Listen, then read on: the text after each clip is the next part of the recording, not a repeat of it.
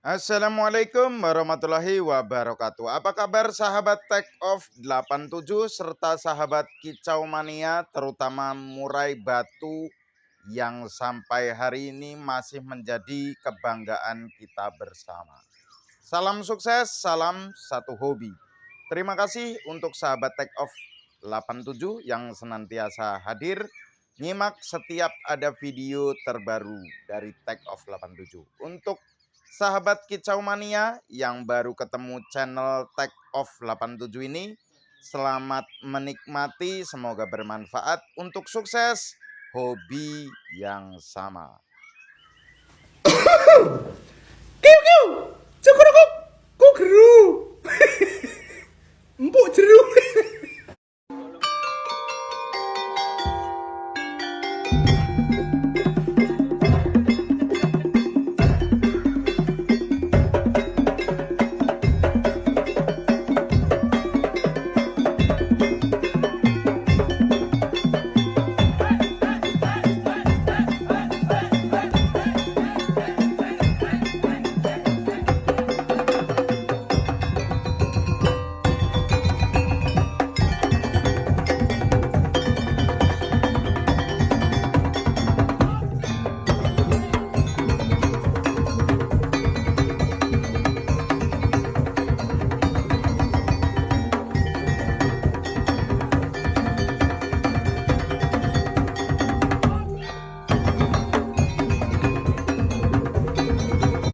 Semakin sulit medan, semakin keras pertempuran, semakin kuat lawan, semakin indah kemenangan.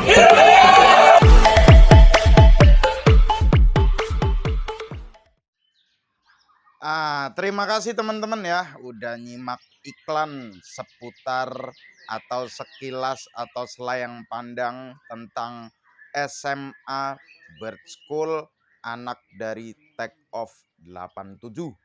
Di video kali ini kita mau membahas murai batu yang terbiasa dengan setelan kenceng atau biasa murai batu yang disetel tinggi, teman-teman. Bicara settingan tinggi, itu yang pertama.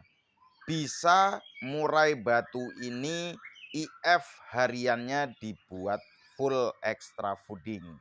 Jadi nggak ada takaran jangkrik berapa ekor, pemberian kroto bisa setiap hari, atau bisa jadi menggunakan jenis fur dengan protein tinggi, teman-teman. Jadi biasa di setel tinggi, pertanyaannya, apakah nanti terjadi efek negatif selama murai batu itu biasa di setel tinggi, teman-teman? Ya, murai batu yang di setel kenyang harian atau full extra fooding, atau bahkan ada murai batu yang di setel kroto setiap hari, atau yang menggunakan jenis fur berprotein tinggi, efek negatifnya burung akan sedikit mengalami sulit di fase atau di siklus mabung ya teman-teman. Siklus mabung jatuh bulu tidak brol bareng, tapi biasanya satu-satu akan lebih lambat ketimbang murai batu yang di setel dengan settingan extra fooding normal dan pemakaian jenis fur protein normal atau standar. Di video kali ini kita mau memberikan selayang pandang ya, membahas murai batu biasa di setel tinggi milik Om Ilham dari Depok. Murai batu ini dari semua settingan yang diberikan pemiliknya yaitu Om Ilham, kami lakukan analisa di 2 minggu pertama sampai sebulan pertama. Performa murai batu ini sebelum masuk dan kami bantu rawat ini mengalami kendor dalam top perform. yaitu terutama di durasi kerja dan bongkaran lagu atau bongkaran materi ketika burung ini digantang, teman-teman. Jadi burung seperti lebih tidak stabil di birahinya, ya. Jadi dari semua extra fooding yang tinggi, saya analisa pertama dari pemilihan jenis pakan, yaitu seperti kita makan nasi. Nasi biasa jadi harian, teman-teman. Untuk murai batu ini biasa di setel kroto setiap hari. Lalu jangkrik terbilang tinggi 10 atau 15. Akhirnya di kami saya berikan hanya 15 pagi sekali porsi. Jadi setelah makan 15 ekor jangkrik sampai dengan ketemu besok pagi, dia hanya makan 15 pagi. Jadi sorenya itu sampai pagi hanya makan fur. Pertanyaannya, fur Om Dimas pakai fur apa? Saya pakai fur fancy warna coklat, teman-teman. Yang tulisannya Cina itu loh. Ya, yang gambarnya wambi, burung beo, murai batu, apalagi tuh.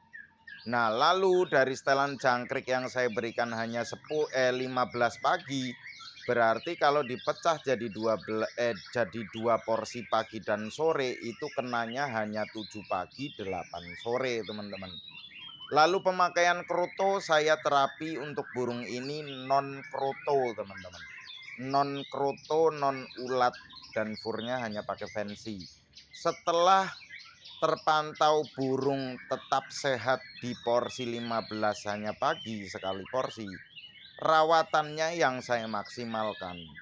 Untuk rawatan murai batu milik Om Ilham ini, saya lakukan mandi 2 hari sekali setiap pagi, teman-teman. Loh Om, burung tidak stabil di birahi, kok mandinya pagi apa enggak nambah birahi? Nah, pertanyaan cerdas. Ketika bicara tidak stabil birahi, kita harus menyeimbangkan titik di mana birahi bisa stabil, yaitu kita lakukan mandi rutin setiap 2 hari sekali pagi hari, bukan di sore. Kebanyakan dari kita burung mengalami tidak stabil di birahi, pasti mandinya sore. Nah, akhirnya birahinya drop, emosinya susah naik. Untuk burung ini, penjemuran saya lakukan 30 menit jemur ablak, 30 menit sisanya saya jemur kerodong kering, burung kering, teman-teman. Untuk setelan umbar, burung ini tidak saya umbar. Untuk setelan embun, burung ini tidak saya setel embun, teman-teman. Karena burung ini sebetulnya sudah gacor. Setiap di dalam kerodong hanya polos jangkrik, dia selalu gacor materi, artinya royal materi. Tetapi burung ini bagusnya ketika di lapangan, di bawah dia tidak bocor, teman-teman. Sekalipun di bawah, sekelilingnya itu ditembakin suara murai, dia tidak mengeluarkan suara. Walaupun ngukluk ya, tidak bersuara, jadi anteng burung di bawah. Loh kok bisa Om? Yes, ketika hari H, setelan murai batu ini hanya 15 pagi, teman-teman. Jadi ketika mau digantang di hari H hanya makan jangkrik harian, yaitu 15 ekor jangkrik pagi. Ketika burung murai batu ini kita lombakan, yang hariannya mandi pagi karena besok mau kita gantang, mandi saya buat H-1, tapi sore bukan di pagi. Karena harapannya sebelum dia istirahat, nyimpen tenaga, badan dia harus fresh setelah mandi. Lalu untuk burung ini Setelah mandi tidak saya langsung jemur, tapi saya angin-anginkan dulu. Selesai mandi angin-angin, bulu sudah kering, baru saya lakukan penjemuran. Harian burung ini saya lakukan full krodong, tidak diablak teman-teman. Kebetulan di kesempatan tes kali ini kita lakukan main 2 sesi teman-teman. Kita mau tahu seberapa bagus ketika kita non kroto jangkrik hanya di 15 pagi.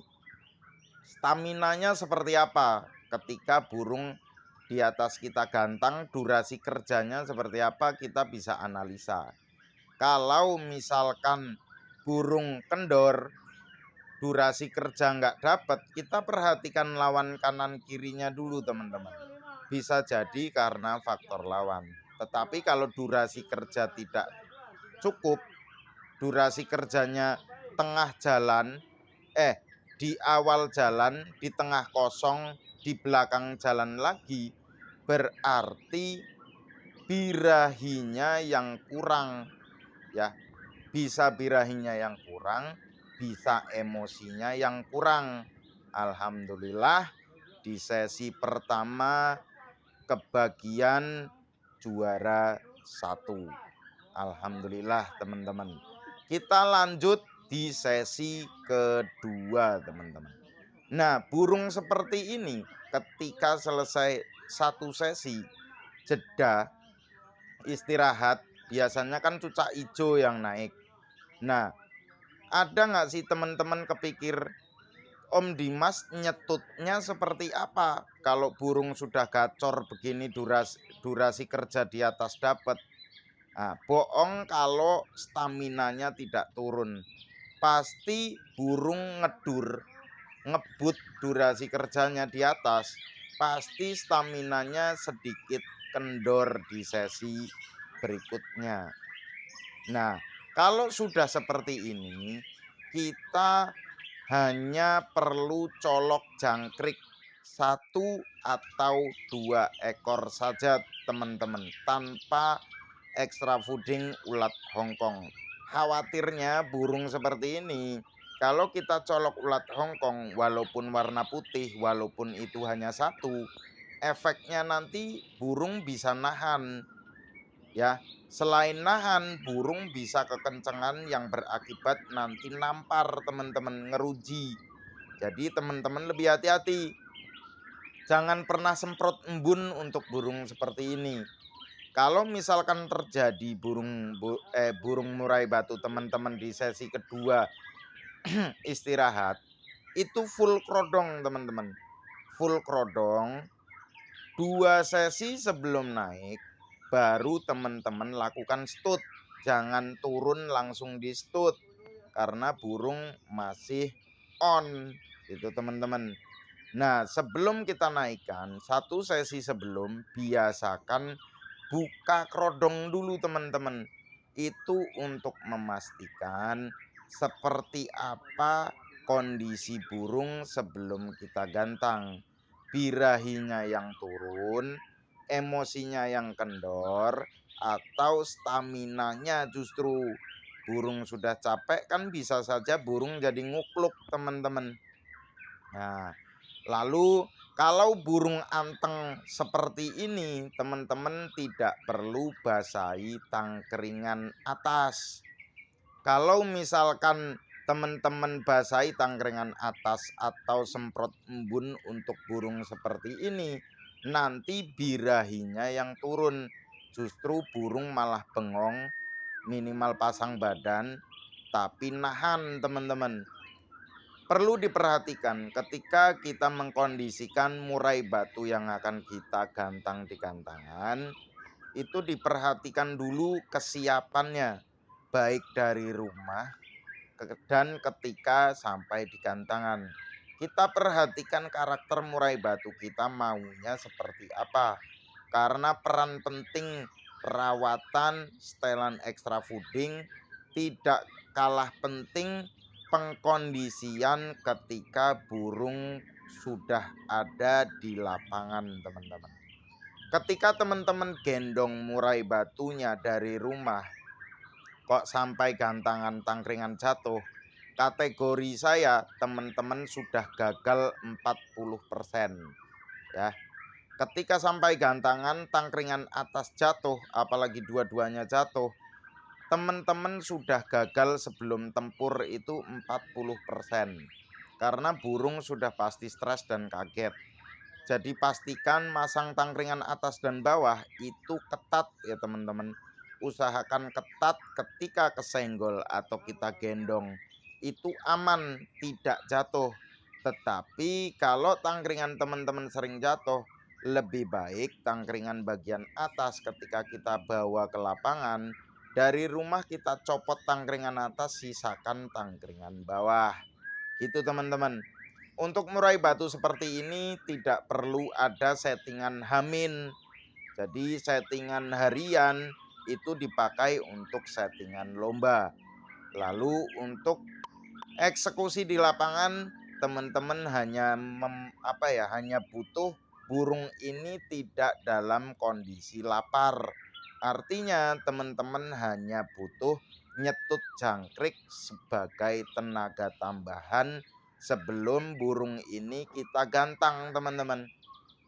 Nah, ketika di lapangan burung ini seperti ini sedikit jauhkan dari murai batu lain dengan tujuan burung lebih konsentrasi ketika kita berikan masteran dari handphone sebelum dia naik.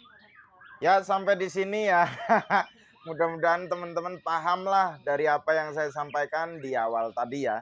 Kalau belum paham bisa diputar ulang atau download videonya.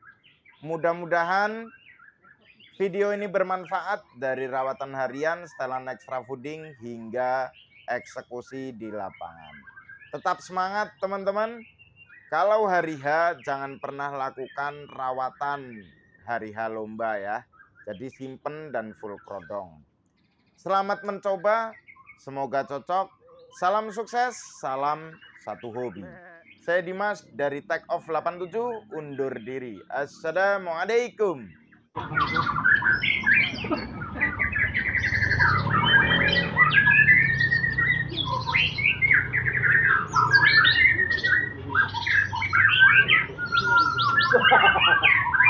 Cukup ya, cukup.